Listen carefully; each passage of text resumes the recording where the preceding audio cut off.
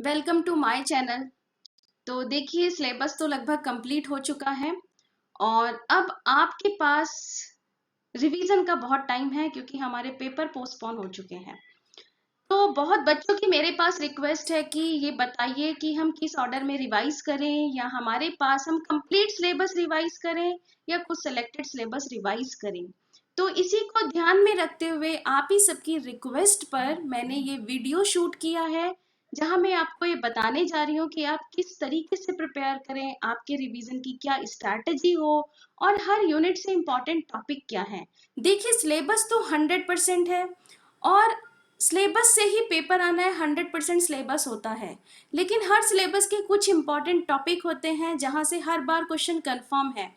तो सबसे पहले तो मैं यहाँ पर कुछ इंपॉर्टेंट टॉपिक डिस्कस करूंगी, और अगर आपको मेरे वीडियो सच में हेल्पफुल लगते हैं और आपको लगता है कि अच्छे हैं, हमारी हेल्प कर रहे हैं, तो प्लीज़ इनको लाइक करें, सब्सक्राइब करें और आगे अपने क्लासमेट्स फ्रेंड्स के साथ फॉरवर्ड करें इन्हें। और अगर लग रहा है कि हम आगे और भी काम कर सकते हैं तो प्लीज़ मुझे कमेंट करके बताएं कि हाँ, अभी आपको और किस टॉपिक पर वीडियो रिक्वायर्ड है। तो इस बार का हमने जो टारगेट अपना फिक्स किया है, ये हमारा टारगेट है इस बार 90 प्लस। स्टूडेंट 90 प्लस स्कोर करें अगर आप इन इम्पॉर्टेंट टॉपिक्स को करते हैं, और आप डेफिनेटली स्कोर करेंगे। अब हमारे साथ हर तरह का स्टूडेंट यहाँ पर कनेक्ट हुआ है। कुछ ऐसे हैं स्टूडेंट जो 100% सिलेबस पढ़ रहे हैं, कुछ ऐसे स्टूडेंट हैं जिनकी अभी भी मैथ सेकंड में बैक है, और कुछ ऐसे स्टूडेंट हैं जो इतना सिलेबस नहीं पढ़ पा रहे हैं, तो इम्पॉर्टेंट टॉपिक्स की डिमांड है। तो सबको ध्यान में रखते हुए यहाँ टॉपिक सेलेक्ट किए हैं, सबके लिए यूजफुल होगा ये वीडियो। और इस बार टारगेट 90 प्लस तो दिया ही है, एक दूसरा टारगेट दे रही हूँ कि मैथ्स 2 के अंदर किसी का बैक नहीं आना चाहिए। तो बेटर है कि हम प्रिपरेशन स्टार्ट करें। जिसने अभी भी प्रिपरेशन स्टार्ट नहीं की है तो वो एटलीस्ट, मैं कुछ टॉपिक बताने जा रही हूँ, उन टॉपिक्स को कर ले, तो कम से कम आप पास हो पाएंगे। तो जिनकी बैक भी है इस पेपर में, प्रीवियस बैक चल रही है, तो वो इन टॉपिक्स को पढ़कर जाएं, करके जाएं, तो आप डेफिनेटली इस पेपर को क्लियर करेंगे। तो चलिए हम स्टार्ट करते हैं। सबसे पहले मैं फर्स्ट यूनिट लेने जा रही हूँ, और फर्स्ट यूनिट के मैंने कुछ टॉपिक लिखे हैं, जिस ऑर्डर में लिखे हैं साथ में आपको इसके मार्क्स और किस ऑर्डर में आपको ये प्रिपेयर करना है। फर्स्ट टॉपिक हमारे पास जो फर्स्ट यूनिट है वो ऑर्डिनरी डिफरेंशियल इक्वेशन की है, और इसके अंदर सबसे पहले ऑर्डर एंड डिग्री की अगर हम बात करें तो यहाँ से हमेशा हमें 2 नंबर का क्वेश्चन मिल जाता है, 2 मार्क्स। तो ये एटलीस्ट ऐसे 2 नंबर हैं जो एकदम फ्री के हैं, क्वेश्चन सामने है। ऑर्डर डिग्री तो आप बिना कैलकुलेशन के बता सकते हैं, तो यहाँ से 2 नंबर तो अपने कंफर्म करिए। सेकंड है कि सीएफपीआई के क्वेश्चंस हैं, साइमल्टेनियस ऑर्डिनरी डिफरेंशियल इक्वेशन है। तो एग्जाम्स के अंदर या तो सीएफपीआई का कोई एक क्वेश्चन आ जाएगा या साइमल्टेनियस का आ जाएगा, तो इन दोनों टॉपिक से एक क्वेश्चन आपको कंफर्म मिल जाएगा। तो अक्सर साइमल्टेनियस मिलता है। सीएफपीआई के क्वेश्चन 2 नंबर में भी पहुंच जाते हैं और कभी कभी 10 मार्क्स में भी आ जाते हैं, सेक्शन बी में या सेक्शन सी में, बट श्योरिटी नहीं कह सकते, बट साइमल्टेनियस आपको मिल जाता है। तो साइमल्टेनियस का क्वेश्चन जो रहता है वो आपका 10 मार्क्स में रहेगा। इसके बाद आता है हमारा Cauchy Euler differential equation, important topic है कॉशी आयलर डिफरेंशियल इक्वेशन। और साथ में हमारे पास solution of second order ordinary differential equation है, जिसमें आपके सिलेबस में तो 4 मेथड्स हैं, लेकिन आप यहाँ 3 मेथड्स इंपॉर्टेंट की तरह पढ़ें। First method variation of parameter, second normal form, and by changing independent variable. तो यहाँ से एक क्वेश्चन कंफर्म, यहाँ से मैं कहती हूँ एक क्वेश्चन कंफर्म, 10 मार्क्स का क्वेश्चन यहाँ से कंफर्म।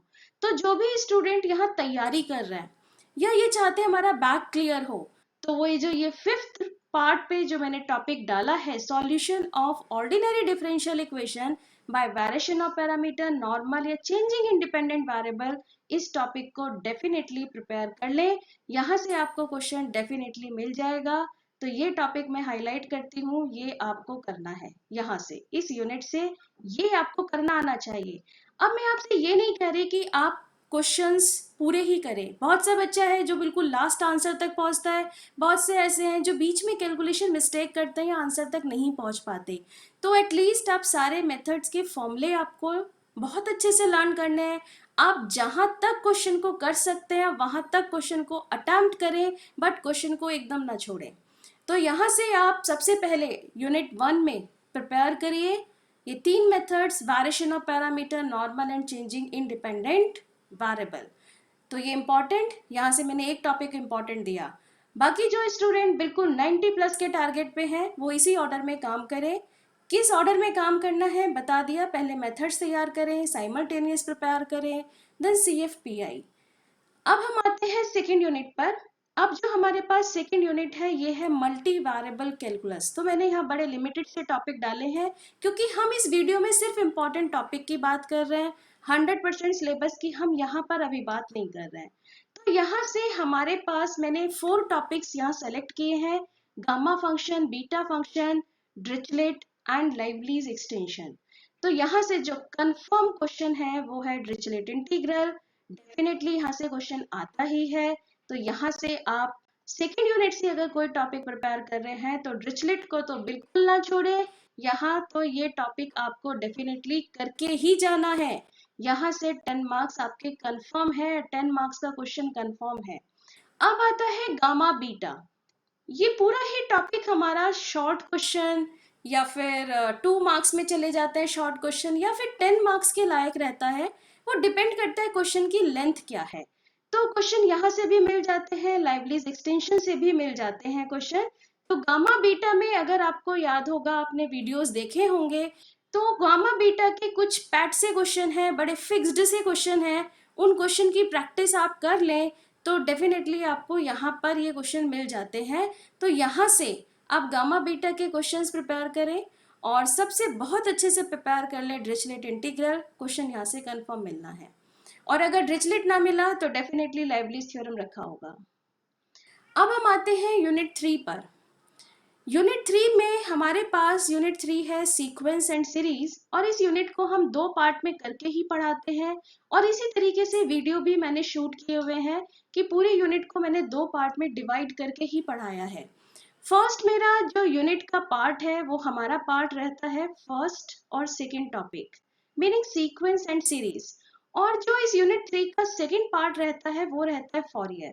तो ये फॉरियर एक ऐसा टॉपिक है, अगर आप इसे कर लेते हैं तो ये बच्चे को पास करा देता है। कैसे पास कराएगा? क्योंकि ये एक अकेला ही फॉरियर 20 मार्क्स का वेटेज लेके जाता है। कैसे लेके जाएगा? क्योंकि क्वेश्चन इसके लेंथी होते हैं, शॉर्ट क्वेश्चन बहुत कम मिलेंगे। सेक्शन बी में भी क्वेश्चन मिलेगा पेपर के, सेक्शन सी में भी क्वेश्चन मिलेगा। तो अगर 20 मार्क्स आपको कहीं से मिल रहा है तो वो देता है फॉरियर series and half range फॉरियर series. तो आप यहाँ से यूनिट 3 से जो भी ऐसे स्टूडेंट हैं जो पर्टिकुलर एक एक टॉपिक ले रहे हैं हर यूनिट का, वो पहले फॉरियर सीरीज को प्रिपेयर करें। अब फॉरियर सीरीज के क्वेश्चन हाफ रेंज के भी हो सकते हैं, फुल रेंज के भी हो सकते हैं। तो ये क्वेश्चन पढ़कर आपको देखना है कि क्वेश्चन में हाफ रेंज है या फुल रेंज है, बट 20 मार्क्स यहाँ से कंफर्म है। अब फॉरियर सीरीज में स्टूडेंट बहुत सी मिस्टेक करते हैं, इंटीग्रेशन कर लिया, लिमिट जैसे पुट की, आंसर्स गलत हो गए। तो मैं फिर से वही एक बात कहूंगी कि फॉर्मूला लिखें, फॉर्मूले में इंटीग्रेशन अप्लाई करें, कर सकते हैं, या छोटे छोटे इंटीग्रेशन जहां आपको लगता है आप कर पा रहे हैं वो करें, बट कंप्लीट क्वेश्चन आप फॉरियर का बिल्कुल ना छोड़ें, ना ही इस टॉपिक को स्किप करें। तो फॉरियर इज मोस्ट इंपॉर्टेंट। अब मैं इसके फर्स्ट टॉपिक पे जाती हूँ, कन्वर्जेंस ऑफ सीक्वेंस। 2 मार्क्स में जाता है। तो शॉर्ट क्वेश्चन इसका एक ऐसा क्वेश्चन है 2 मार्क्स का जहां ये कभी गलत होने के चांसेस ही नहीं है। तो 2 नंबर तो अपने यहाँ से कंफर्म करके चलें। अब आता है कन्वर्जेंस ऑफ सीरीज। सीरीज में सबसे मोस्ट इंपॉर्टेंट जो हमारा टेस्ट है वो है रेशो टेस्ट। तो रेशो टेस्ट पर क्वेश्चन डेफिनेटली मिल जाते हैं। अगर सेक्शन बी में नहीं मिला तो सेक्शन सी में मिल जाएगा, और डेफिनेटली कंफर्म है। तो यहाँ से आप ये बिल्कुल अच्छे से प्रिपेयर कर लें अपना पार्ट, डी-एलेम्बर्ट रेशो टेस्ट। और जहाँ रेशो टेस्ट फेल हो रहा हो वो क्वेश्चन अपने आप राबीज टेस्ट पे कंफर्म पहुंच जाएगा। तो कंपैरिजन टेस्ट, ये तो टेस्ट आपको देखने हैं, लेकिन जहां मेंशन होके आ जाए रेशो टेस्ट, तो वो तो क्वेश्चन आपको रेशो से ही करना है। कभी कभी मेंशन होके आ जाता है, कभी कभी सिंपल लैंग्वेज दी होती है कि चेक कन्वर्जेंस ऑफ सीरीज, तो क्वेश्चन देखकर समझ में आ जाता है कि कंपैरिजन से शुरू करें या रेशो से शुरू करें। तो अगर रेशो फेल होगा तभी क्वेश्चन राबीज टेस्ट पे जाएगा, अदरवाइज क्वेश्चन राबीज टेस्ट पे ट्रांसफर ही नहीं होगा। तो आप यहाँ से टेस्ट करें, और ये क्वेश्चन इजी है, ये इतने कॉम्प्लिकेटेड क्वेश्चन नहीं है, ये इजी है करने, और आप इसमें कैलकुलेशन मिस्टेक भी कम से कम कर पाएंगे। कैलकुलेशन मिस्टेक जो सबसे ज्यादा स्टूडेंट्स करते हैं वो करते हैं फॉरियर सीरीज में, जो सबसे ज्यादा वेटेज लेके जाता है। तो मैं इस यूनिट 3 में तो ये कहूंगी, जो प्रिपेयर कर सकते हैं वो पहले फॉरियर करें, उसके बाद सीक्वेंस सीरीज करें, और मेरे अकॉर्डिंग आप यूनिट 3 तो पूरी प्रिपेयर करें। अब हम आते हैं यूनिट 4 और 5। यूनिट 4 और 5 ये हमारे दोनों ही कॉम्प्लेक्स वेरिएबल पर डिपेंड है। जो यूनिट 4 है उसमें हमने सीखा है डिफरेंशिएशन, और यूनिट 5 में हमने सीखा है इंटीग्रेशन। तो मैंने उसी तरीके से इसमें भी डिवाइड किया है कि किस ऑर्डर में हम इसको पढ़ें या किस ऑर्डर में हम काम करें। तो यहाँ पर आप बिल्कुल स्टार्टिंग से लीजिए, CR इक्वेशंस क्या है, कार्टेशियन में भी पोलर में भी। ये CR इक्वेशंस आपको बहुत अच्छे से याद होनी चाहिए, और उन पर बेस्ड सिंपल सी प्रॉब्लम। और देखा होगा अगर आपने मेरे चैनल को फॉलो कर रहे हैं तो यूनिट 4 में इस पर डिपेंड मैंने कुछ इंपॉर्टेंट क्वेश्चंस के वीडियो डाले हैं। वो क्वेश्चंस तो आप छोड़कर जाएंगे ही नहीं, वो क्वेश्चंस तो आप करके ही जाएंगे, और वो वीडियो भी 2 पार्ट में कंप्लीट हुआ है, सारे इंपॉर्टेंट क्वेश्चंस उसके अंदर हैं। तो एक तो सिंपल क्वेश्चन होगा जो CR इक्वेशन पर बेस्ड है, दूसरा जो यहाँ से कंफर्म क्वेश्चन बनता है वो है एनालिटिसिटी एट ऑरिजिन। यहाँ से क्वेश्चन कंफर्म, और ये भी CR इक्वेशन पर ही बेस्ड है, लेकिन इंपॉर्टेंट है कि ओरिजिन दिया जाएगा। तो ये क्वेश्चन तो यहाँ से 10 मार्क्स का मैं कंफर्म कहती हूँ। तो आप ये टॉपिक तो बहुत अच्छे से प्रिपेयर करें, और इसके कोई बहुत ज्यादा भी क्वेश्चन नहीं है, मुश्किल से 5 या 6 क्वेश्चन आपके पास पड़े हैं। आप उन क्वेश्चन को अच्छे से कर लें, कोई ना कोई एक क्वेश्चन आपको मिल जाएगा एग्जाम में रखा हुआ, उसी में से मिलेगा, उससे बाहर कहीं जाना नहीं है। तो एनालिटिसिटी एट ऑरिजिन यूनिट 4 से ये टॉपिक। दूसरा, CR इक्वेशंस आपको पता होने चाहिए, 2 नंबर में भी पूछ लिया जाता है, या 2 नंबर में एक छोटा सा क्वेश्चन भी दे देते हैं, वो डिपेंड करता है क्या है क्वेश्चन, किस तरह से दिया जा रहा है। अब हम इसके बाद आते हैं, हमारा एक इंपॉर्टेंट टॉपिक आता है हार्मोनिक। अक्सर पूछ लिया जाता है हार्मोनिक फंक्शन को डिफाइन कीजिए, 2 नंबर। उसके साथ उसने प्रॉब्लम भी अटैच कर दी कि show that function is harmonic, 10 marks में। और हार्मोनिक के साथ अटैच कर दिया जाता है क्वेश्चन फाइंड कॉन्जुगेट हार्मोनिक। तो यहाँ पर आपके पास ये जो पार्ट बनता है हार्मोनिक, हार्मोनिक की डेफिनेशन, हार्मोनिक पर बेस्ड प्रॉब्लम्स और कॉन्जुगेट हार्मोनिक, ये पूरा 10 मार्क्स में एक क्वेश्चन बन के जाता है। तो यहाँ से ये पूरा का पूरा 10 मार्क्स का एक क्वेश्चन। अब यहाँ पर क्योंकि एग्जाम पेपर के अंदर चॉइस होती है, चॉइस सेक्शन ए में भी, ए में तो नहीं होती, बी या सी। अब क्वेश्चन अगर यूनिट 4 से पूछा जा रहा है, एनालिटिसिटी एट ऑरिजिन उसने पूछ लिया सेक्शन बी में, तो सेक्शन सी के लिए उसके पास चॉइस रहेगी हार्मोनिक दे दे या क्रॉस रेशियो बाइलिनियर दे दे, तो वहां चॉइस यहाँ पर सिलेक्शन आ जाता है। अब आपके पास आता है एक दूसरा मेथड कहूंगी जो आपको बहुत अच्छे से यूनिट 4 में तैयार करना है, वो मेथड है आपका मिलने थॉमसन। मिलने थॉमसन को हाईलाइट कर रही हूँ, मिलने थॉमसन को आप बहुत अच्छे से प्रिपेयर कर लीजिए। मिलने थॉमसन मेथड, ये मेथड आप बहुत अच्छे से प्रिपेयर करें। तो मैंने 10 marks confirm analyticity at origin and मिलने थॉमसन, यहाँ से ये 2 टॉपिक आप बहुत बढ़िया से प्रिपेयर करें। ऐसा प्रिपेयर करें कि हाँ, अगर क्वेश्चन सामने रखा हो तो आपको सोचने की भी जरूरत ना हो, और टीचर कहीं पेन ना लगा सके कि हाँ भाई इसने गलत किया है, आप इजीली क्वेश्चन को कर पाए। तो यहाँ से मिलने थॉमसन अगर मिलता है तो ये भी 10 मार्क्स में जाता है। अब ये लास्ट टॉपिक है आपका क्रॉस रेशियो या बाइलिनियर। तो बाइलिनियर या हार्मोनिक या कॉन्जुगेट हार्मोनिक, तो इसमें तो फिर चॉइस बन जाती है, लेकिन अगर इसमें क्वेश्चन पूछा जाता है तो क्रॉस रेशियो का फॉर्मूला पूछ लिया, या बाइलिनियर ट्रांसफॉर्मेशन निकालिए, मैपिंग दे दी, W दे दिए, Z दे दिए, और आपसे कहा जाए भाई फाइंड करो बाइलिनियर ट्रांसफॉर्मेशन, तो एक क्वेश्चन वहां से बनता है। और अगर बाइलिनियर का उसने क्वेश्चन दिया तो डेफिनेटली 10 मार्क्स में क्वेश्चन जाता है। तो यूनिट 4 के 2 इंपॉर्टेंट टॉपिक जिन्हें आप बिल्कुल नहीं छोड़ के जा रहे हैं वो है एनालिटिसिटी एट ऑरिजिन एंड मिलने थॉमसन। ये 2 टॉपिक आप बहुत अच्छे से यूनिट 4 से प्रिपेयर कर लें। अब हम आते हैं यूनिट 5 पर, जो हमारी कॉम्प्लेक्स वेरिएबल इंटीग्रेशन पर बेस्ड है। ये यूनिट 5 है, दिस इज 5। अब यहाँ पर इस यूनिट को हमने फिर से डिवाइड किया। फर्स्ट आप प्रिपेयर करेंगे कॉशी की theorems, Cauchy integral theorem, Cauchy integral formula and Cauchy integral formula for derivative. इन तीनों के आपको स्टेटमेंट्स याद होने चाहिए बहुत अच्छे से। 2 मार्क्स में पूछ लिए जाते हैं सिर्फ स्टेटमेंट। थ्योरम का स्टेटमेंट क्या है, फॉर्मूले का स्टेटमेंट क्या है। दूसरा, स्टेटमेंट के साथ साथ, ये तो स्टेटमेंट की बात हो गई, स्टेटमेंट के साथ साथ थ्योरम का और फॉर्मूले का प्रूफ भी आप प्रिपेयर करें। इन दो थ्योरम्स का प्रूफ प्रिपेयर करें और इस पर बेस्ड क्वेश्चंस ये भी आप प्रिपेयर करें।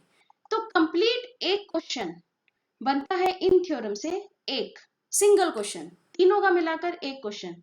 अब जो क्वेश्चन होगा वो थ्योरम का भी हो सकता है, वो फॉर्मूले का भी हो सकता है, वो डेरिवेटिव का भी हो सकता है, या हो सकता है कि एक ही क्वेश्चन के अंदर फॉर्मूला भी लग गया और डेरिवेटिव फॉर्मूला भी लग गया।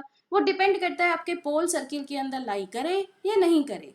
तो आप इन थ्योरम पर बेस्ड स्टेटमेंट याद करें, प्रूफ नहीं करना चाहते ना करें, बट क्वेश्चन बहुत अच्छे से तैयार कर लें।